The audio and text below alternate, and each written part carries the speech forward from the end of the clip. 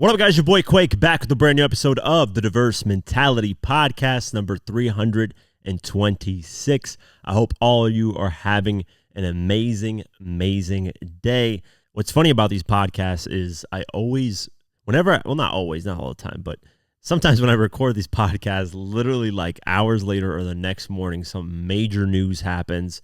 And then, I got to wait until, whenever the next time to record is.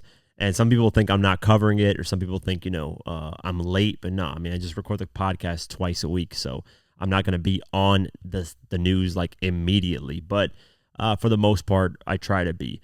So let's go over the news. Young Thug's lawyer had a contempt charge and it's been reversed. So let's go over the article. Young Thug's attorney, Brian Steele, will no longer have a contempt of court on his record thanks to the Georgia Supreme Court. On Tuesday, October 22nd, the Supreme Court of Georgia decided to overturn the judgment against Steele. The lawyer was held in contempt during Thug's RICO trial back in June. When confronted, the case's then-judge Ural Glanville about the private conversation reportedly held between Glanville prosecutors and one of the state's star witnesses before court that morning.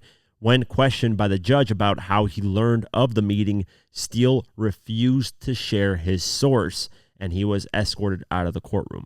"You got some information you shouldn't have gotten," Glanville said to Steele before directing courtroom deputies to take him into custody.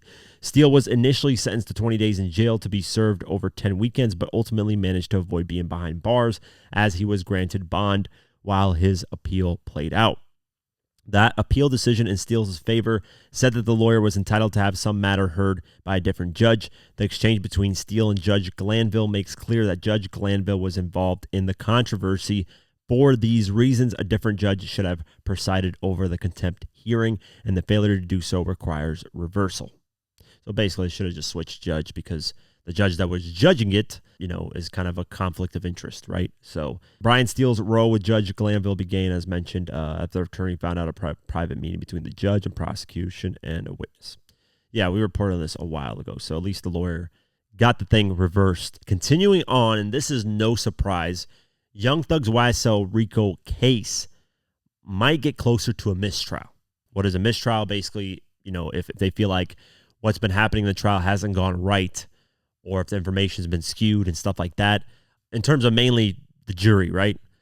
They will restart the whole thing. So Thug will be locked up for, it's just like the YNW Melly situation. That was a mistrial. He's still locked up. And I think they're going to start his in the beginning of 2025. I could be wrong. But if that happens with this Young Thug thing, he's going to be locked up for another at least year or two.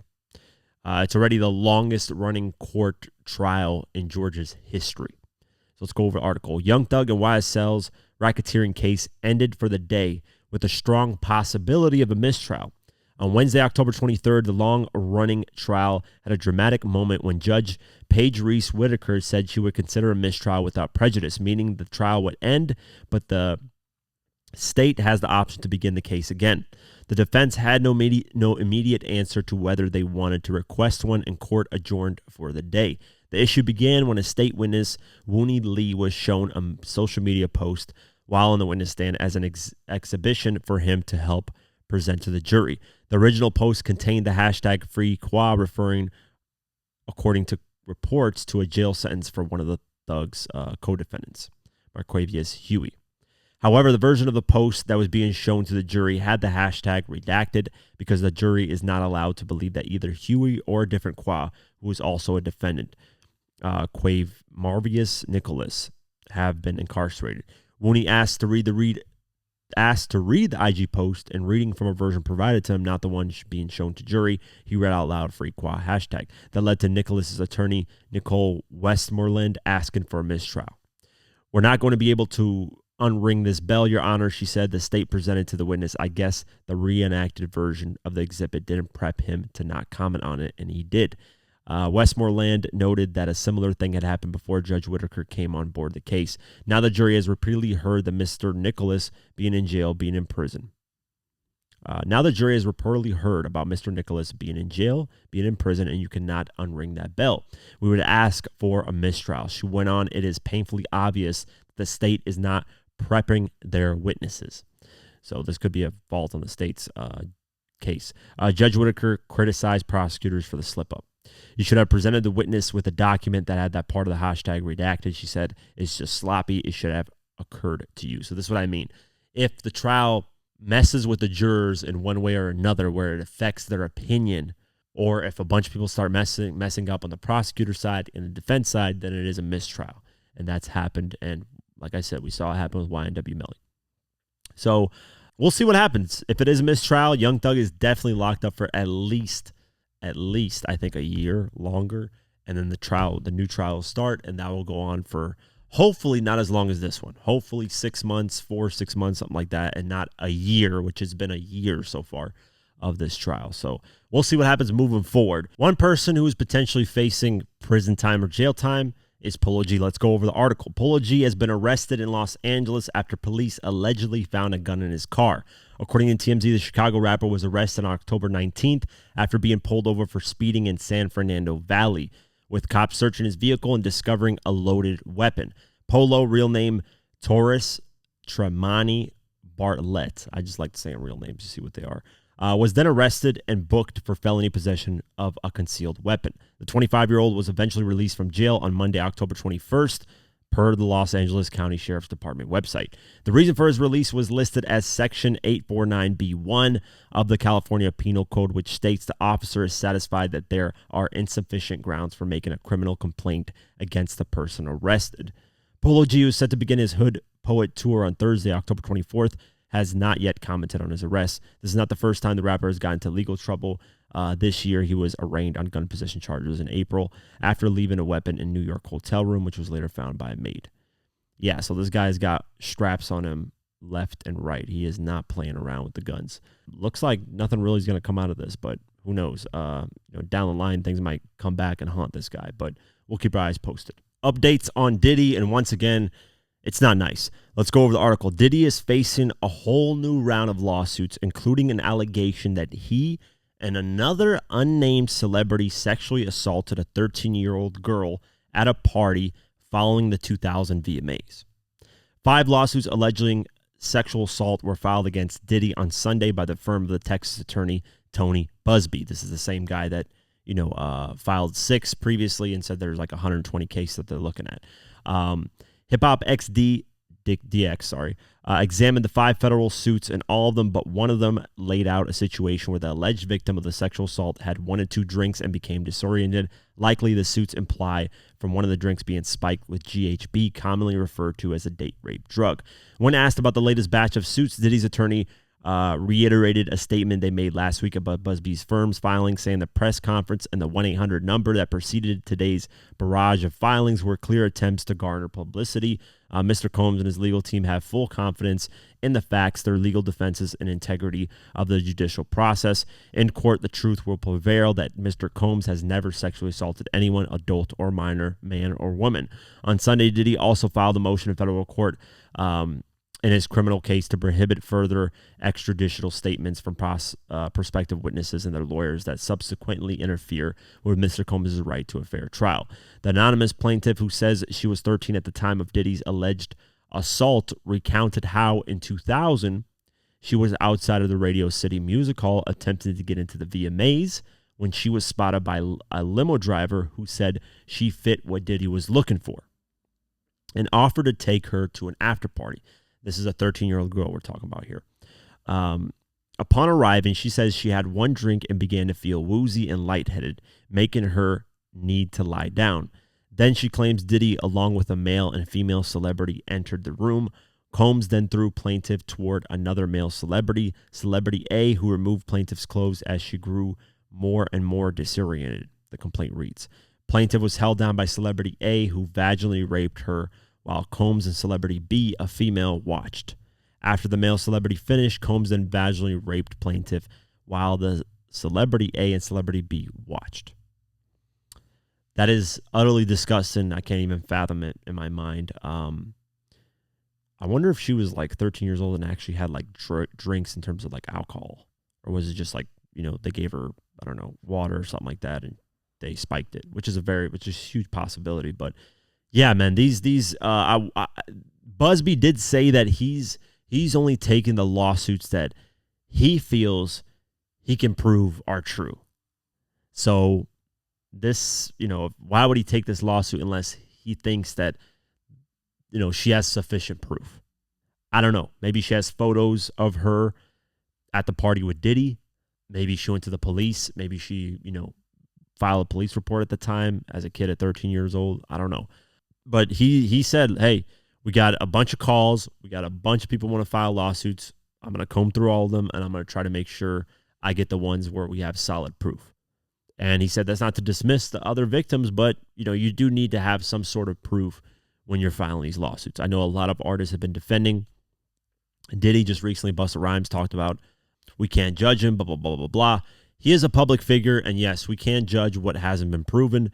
But one thing I do know is he puts his hands on women. I mean, the Cassie video, and I'm saying women because there have been too many stories of women saying he's been abusive to them. And I believe all of them now. If he can do it to Cassie, he can definitely do it to other women. There's no way that Cassie's the only female he's put his hands on. Just look at the way he beat her. Like, you can tell this guy's been doing this for a minute. So that he puts his hands on, we know 100% he's domestic violence abuser, right? We don't know about these other things. These things still haven't been fully proven, but where there's smoke, there's fire. I've said this millions of times on this podcast. I do think to a certain extent he's done these things. I know DJ Envy just recently also said that, why are we attacking Diddy for being freaky? Why are people missing the whole fucking point of this whole lawsuits that's going on? It's not about him being freaky. You can be freaky, but is there consent? That's the number one thing that makes it from freaky to crazy. This guy's a maniac, right? Is consent. That's the one line that's drawn in the middle. That if you don't have consent, this is rape, this is abuse, this is whatever else you want to call it.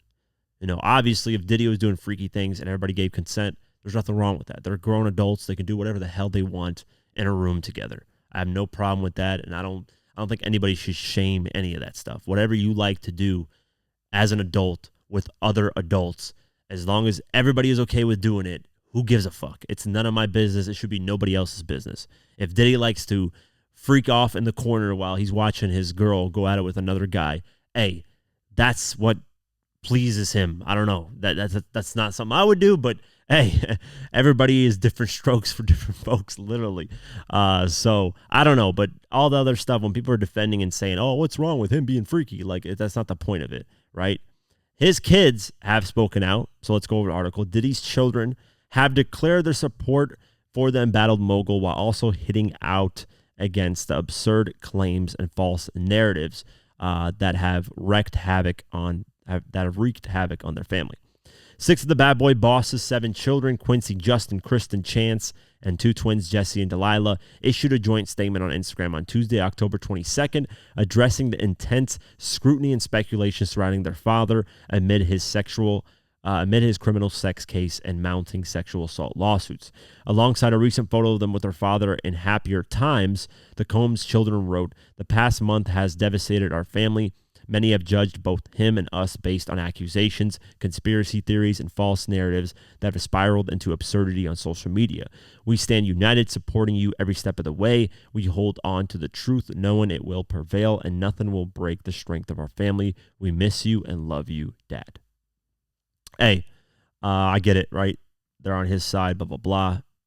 Makes total sense. But yeah, the disabled comments on Instagram, which kind of makes sense. But yeah, man, this whole sympathy thing, and there's just too many stories going around with Diddy, man. The sympathy story is like, I don't know. It's hard to pull that off when it comes with Diddy. But hey, I get where they're coming from, and it is probably a tough time for them because I do agree with some of the stuff that like they're saying, like conspiracy theories. There is some shit online that just doesn't make any sense. There's a fake ass photo of Diddy, Jay-Z, I don't know who else, but like they're like in like robes or like half naked. I think Jennifer Lopez is in the photo. It's all AI generated. It's a fake ass photo that is not real, and it's been making its waves online. And it's stupid. It's just like it's AI generated bullshit, and stuff like that kind of pisses me off, regardless of who it's aimed at. It's just like, why spread misinformation? Why be this dickhead who just doesn't want to, tell the facts and stories? Honestly, these type of people should have their accounts banned immediately. Like I said, if I had a social media system, I would have a 3-strike rule. If you are posting bullshit knowingly And how would I know if it's knowingly or not? Well, if you get a first strike and you know it's fake, maybe you should do your due diligence before you get a second strike, right? And yeah, some accounts get their whatever verified badges taken away, blah, blah, blah, this type of stuff. But no, these people should get banned off the internet. Like, stop spreading misinformation. You shouldn't have a platform. And I've said this millions of times, but hey, the internet's the internet. It's going to do what it's going to do. So we'll keep our eyes posted on these Diddy situations as usual. Every single episode, there seems to be a new update. So every single time something new comes out, I'll talk about it, and we'll see what happens moving forward. Kendrick Lamar has finally decided to speak out after this whole battle with Drake. He hasn't said anything, and I'm not even joking, anything outside of this battle. No tweets, no, just posted the songs and never said anything outside of it. Well, he's finally decided to speak out, and he did it in a really safe interview, which I'm disappointed. I don't really like how a lot of these artists do interviews, with people that are really close to them, and it's like it's a safe interview. There really isn't any interesting, crazy questions. It's very safe. Let's just say that. And he did it with SZA. Let's go over the article. Kendrick Lamar has broken down his definition of not like us, the dismissive refrain from his hit Drake diss song that has dominated most 2024. In his first interview since defeating Drake in their long simmering feud that erupted this past summer, Kendrick spoke to a friend and former TDE label mate SZA for Harper's Bazaar magazine, whose November issue he covers. Although the conversation focused more on spirituality and vulnerability than rap beef, the SOS singer did ask the Compton native what not like us means to him. He started laughing. He said, not like us is the energy of who I am, the type of man I represent. Now, if you identify with the man that I represent, Kendrick replied, this man has morals. He has values. He believes in something. He stands on something. He's not pandering. He's a man who can recognize his mistakes and not be afraid to share the mistakes, and can dig deep down into fear-based ideologies or experiences to be able to express them without feeling like he's less of a man. He added, if I'm thinking of not like us, I'm thinking of me and whoever identifies with that. SZA then asked Kendrick how he makes such combative songs, considering he is not an angry person. I don't believe I'm an angry person, but I do believe in love and war, and I believe they both need to exist, he explained. And my awareness of that allows me to react to things but not identify with them as who I am. Just allowing them to exist and allowing them to flow through me, that's what I believe. The interview also found Kendrick Lamar talking about his relationship with God and passion for running. Ain't no bullshit, ain't no cliche, but I literally talk to God, he said. Like, it's to a point where I'll be starting to think I'm going crazy, but then he has to remind me, no, this is really me. Yeah, basically, people, when Kendrick Lamar explained this Not Like Us record, people were attacking him, saying this isn't really the deeper meaning of it, but I can see why he says what he says, right? Where he's talking about he's a man who can recognize his mistakes, not be afraid to share his mistakes, morals, values, because if you really if you break down the Not Like Us lyrics, right, he has moments where he's like, why is he around? Like, if you knew somebody had trafficked women or had some type of charge that was abusive against women, why would you have him around women?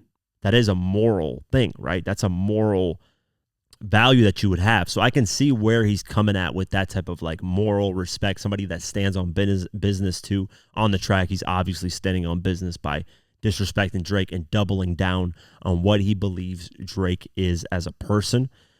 So I can see why he said this. I don't know why people are giving him flack and saying, it doesn't mean, it's not really that deep of a meaning, because the joke now is that whenever Kendrick Lamar says anything or drops a track, everybody has this triple, quadruple entendre where everything he says has a meaning, right? There's this like funny cartoon drawn online where Kendrick Lamar is like at an event, he says hi, and then a bunch of people come around and say, oh, hi can mean this and this, and like, and it doesn't really mean that. And I can see where that's coming from, because this whole Drake and Kendrick battle started a whole new wave of people deep diving into lyrics and coming up with the craziest theory they could have of a simple line. When, to be honest with you, Kendrick, if you genuinely asked him, what does this line mean? I doubt. Maybe there'll be a double entendre, maybe even a triple. but I doubt there will be this loophole of things where all of a sudden it ties to the fucking universe and all kinds of crazy shit, galaxies and terminals, and it's not that deep. And that I've always said that. I think what Kendrick said here isn't that deep either. He just said this man has morals, he has values, he believes in something, stands on something. He's not pandering. And that's true because what does he say in the song? Fuck the industry and anybody who love him, or whatever it is on the whatever he says. I forget the exact bars, but he says, fuck the industry if they don't like me. He says that on the track, stands up for Pac on the record. So that is somebody that's standing on business, for morals, for somebody that he felt was disrespected. Not afraid to share mistakes, recognize mistakes, all that stuff. I do believe this. I think this is a simple. He didn't go really too deep into it to make you think into it something that was crazy, but he got a lot of backlash for this on social media. I don't really understand why. I mean, this is the funny thing, right? Kendrick fans are really hardcore. Let's just say really hardcore stans of Kendrick. Think Kendrick has this insane, deeply lyrical, miracle stuff, which he does at certain points, of course. There's no takeaway from that. But to say, him, if he goes deep and explains Kendrick himself, nah, it's not that deep, bro. But if you go deep and explain it for Kendrick, all of a sudden it's deep. That makes no sense. This is not even that deep of a, deep dive into that song. He's just saying, listen, it's somebody that stands on business, that has morals, respects, stuff like that. But I like the response. I think, I wish he would do a proper interview, because I don't like these like safe interviews with somebody that, he knows that he's comfortable speaking with. Go do an interview on Drink Champs. Go do an interview on Breakfast Club. Go do an interview on my platform if you want to. I don't know. Whatever platform works for you that you feel like you can talk to the person and they can properly ask you questions about beefs and stuff like that. Please do it. I'm tired of these artists going to these safe-ass platforms. And I think Eminem really made that cool. I'm going to really put the blame on Eminem on this. And other artists as well. But Eminem, for the past, I want to say, what? I don't know, man. I don't know how many years, but I can recall all the way back to Revival. Not Revival. He didn't really, actually did some interviews. I don't remember Revival. Revival was a horrible album, so I don't really remember much of that. But I do remember when he came back with Kamikaze, he did that safe interview with Sway. When he could have done, but he still, to the most part, he answered the questions. He actually talked about it because he didn't really have to do that interview, but shout out to him for that. But then he did also with his Death of Slim Shady, he did an interview interviewing himself. Like how much safer could it be than you talking to yourself? Like at that point, you're just reached ultimate levels of safe because you can defend yourself and talk to. That's literally what he did. He talked to Slim Shady, which is stupid. It was a cool little video, but he should have done more interviews, talk more about the album, talk about more different things in your life. He might even go do it. I hope he does an interview with Haley on Haley's podcast and actually talks about some stuff. But even that is somewhat of a safe interview because that's your daughter. Do an interview with a platform where you have no connections to them. You're just straight. They're going to ask you all kinds of questions, but a lot of these artists are safe. Shout out to 50. 50 is the one that literally still does interviews, doesn't care who he goes to, doesn't have this safe interview on every platform. Jay-Z does safe interviews. A lot of these artists that have reached this level of tier and top tier stardom do safe interviews now, and it's gotten really corny. I wish artists would go back to just doing regular interviews. But yeah, I put the blame on Eminem. I put the blame on Jay-Z as well. Jay-Z's done a lot of safe interviews throughout his time. Basically, a lot of these big artists, man. Kanye is one that just does interviews, doesn't give a fuck, which I like. A lot of these artists just doing these safe-ass interviews or just not doing interviews at all, and I don't like that. So hope Kendrick actually does a proper interview when he gears up to drop his album. Speaking of the Kendrick Lamar and Drake beef, 50 Cent did an interview with Billboard and talked about the advice he shared with Drake when he met up with him back in July when he's performing in Toronto. There's a bunch of photos and social media videos of Drake and 50 hanging out, and people were always wondering what's going on with the conversation. Well, 50 told everyone what's going on. So let's go over the article. 50 Cent has detailed the advice he gave to Drake during his heated beef with Kendrick Lamar earlier this year. In an interview with Billboard, 50 revealed that he offered words of wisdom for the sixth god after he was deemed by many to have lost the battle. I was telling him, it's not him. I'm listening on the outskirts. It's not you. Don't let yourself think that for a second, he said. On some real shit I said, they said you lost. Okay, well, what did you lose? What exactly did he lose if he got 300-something million on his last tour? You didn't lose a motherfucking thing, man. Fifth also revealed that he urged Drake to stay in the studio, advice he appears to have heeded, considering he released a slew of solo material and guest features since his feud with Kendrick cooled off in May, and also has a joint album with Party Next Door on the way. If that's the moment, you keep your creative energy in the right place and keep creating, he recalled telling Drake. If you slow down because you feel what the fuck, the resistance will make you feel like your material isn't good. Then you got to figure out how to keep pushing, how to keep creating, because that's what it feels like to you at that moment. That shit was good for hip hop and made both of them create quality material faster.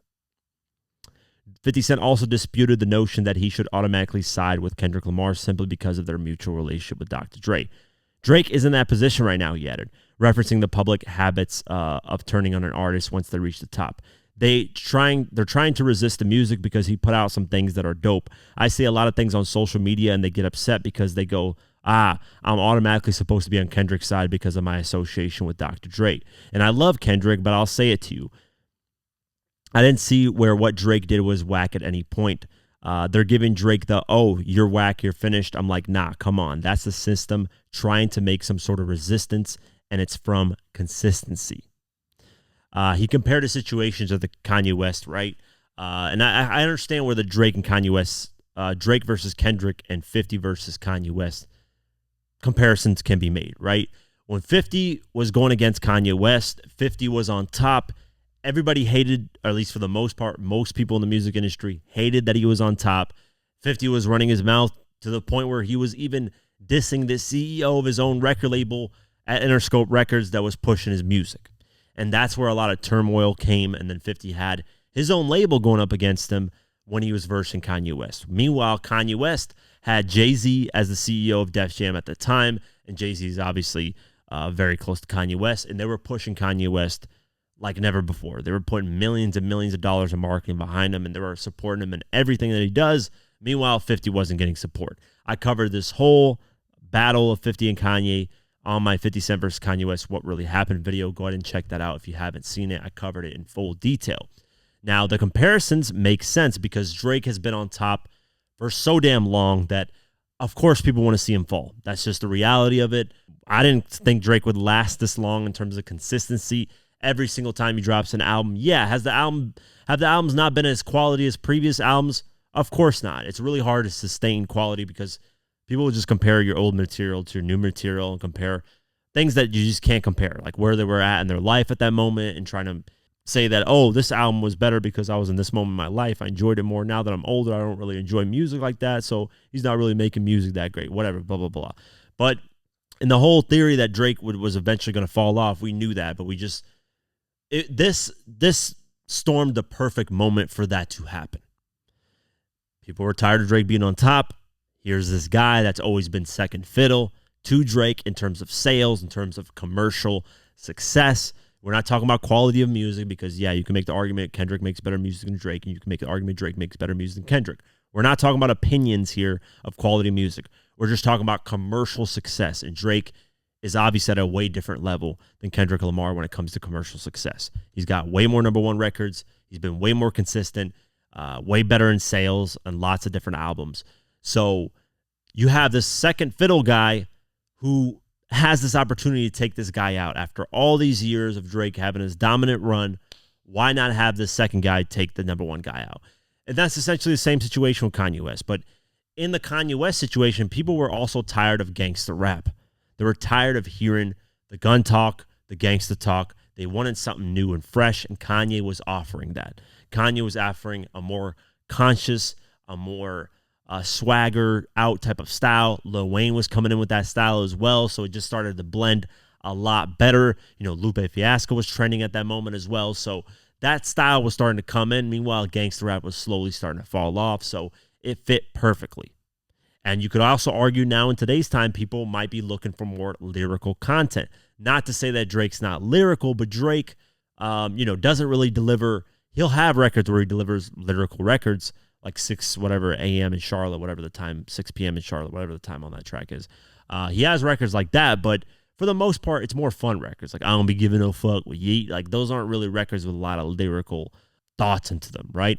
Meanwhile, Kendrick Lamar doesn't really have those type of records. A lot of his tracks are lyrical and thought out, and the album is cohesive with a story to it and stuff like that. Maybe people are missing that type of style, and that's why people more gravitated towards Kendrick in the battle, because one, they're tired of seeing Drake on top, and two, they want a different taste in their mouth when it comes to music and hip hop. So the same thing applies to the 50 and Kanye West situation. After the 50 and Kanye battle, 50 kind of fizzled out.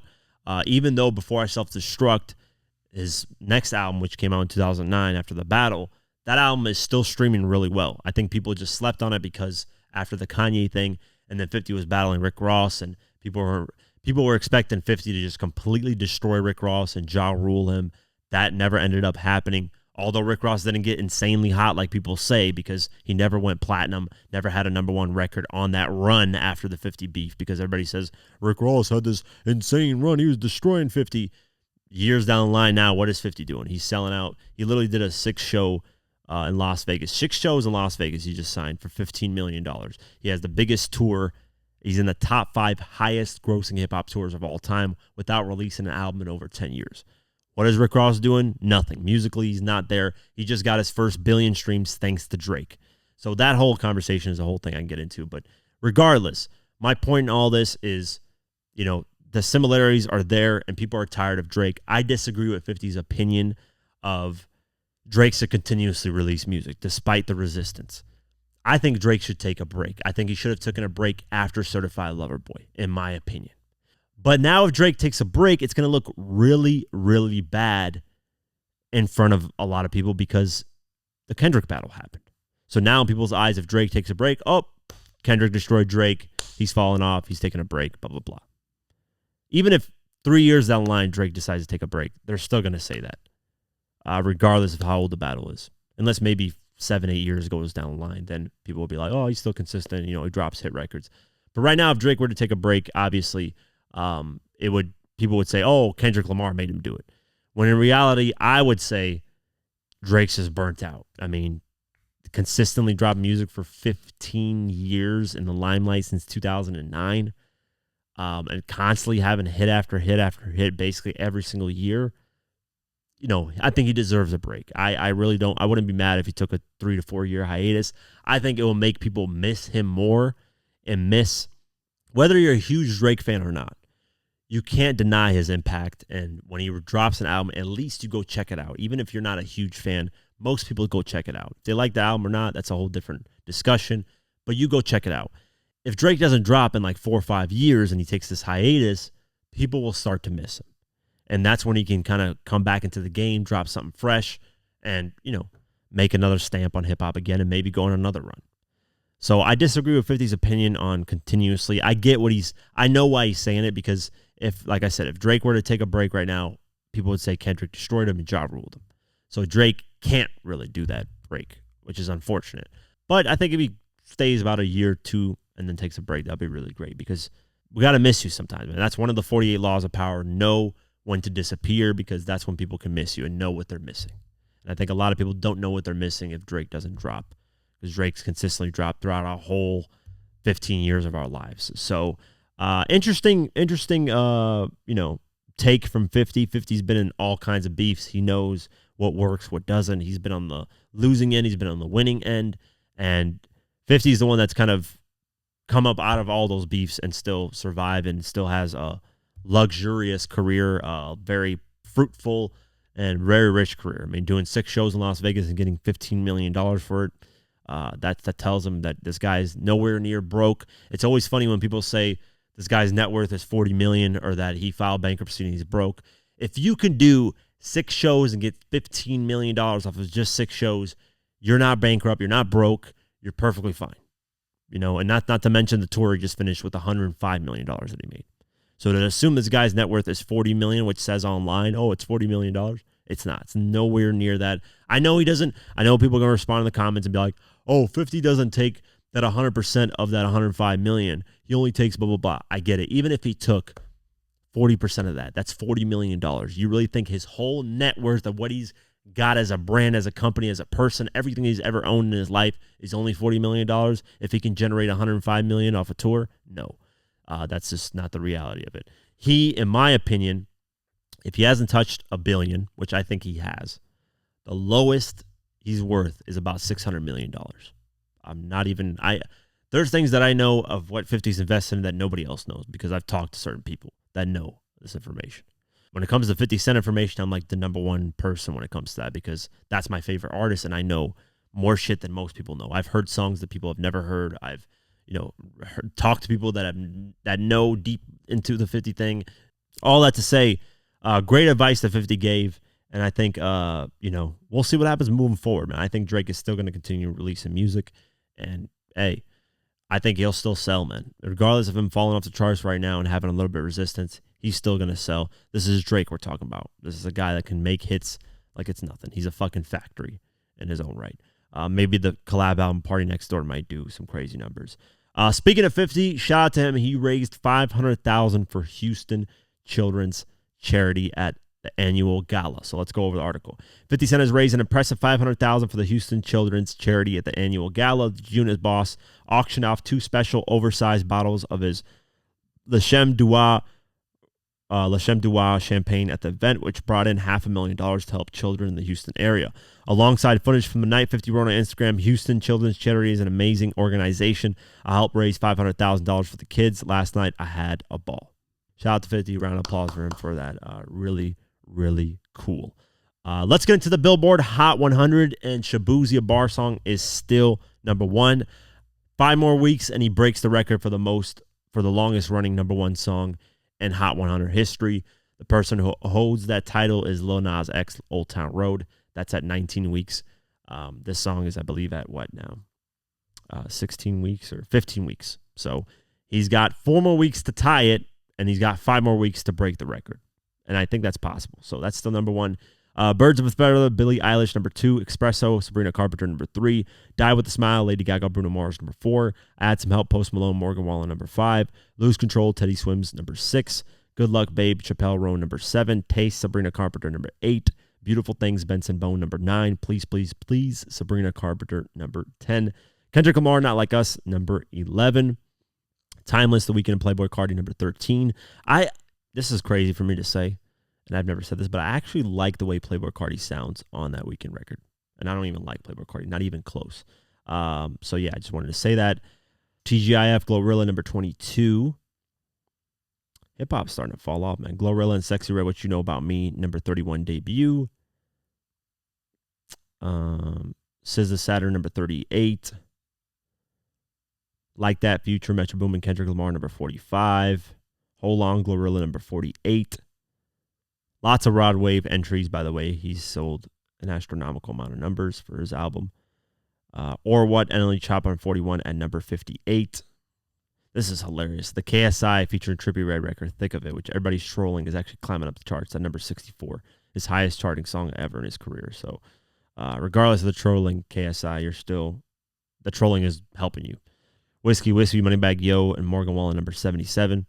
Number 79, Houdini, Eminem. By the way, Eminem's Houdini has surpassed Kendrick Lamar's Not Like Us in views on YouTube, which is impressive, man. This guy, Eminem, continuously breaks the mold, man. 21 Savage, Summer Walker, Prove It, number 83. Change Me, BX The Plug, number 89 debut. How I Look, Glorilla, Megan Thee Stallion, number 90 debut. I Love Her, Glorilla, T-Pain, number 92 debut. Lil Demon, Future, number 97. Leave Me Alone, BX The Plug, number 99 debut. Yeah, interesting charts, man. Very interesting charts. Shout out to, Rod Wave doing his thing, Glorilla. We'll get into the album sales on the next episode, but great numbers, man. I'm really, really curious to see if Shaboozey breaks that record. That's it for today's episode of the Diverse Mentality Podcast. As always, appreciate you guys. Spotify, Deezer, Pocket Cast, YouTube, all that. Have an amazing night, day, whenever you're listening to this, and peace.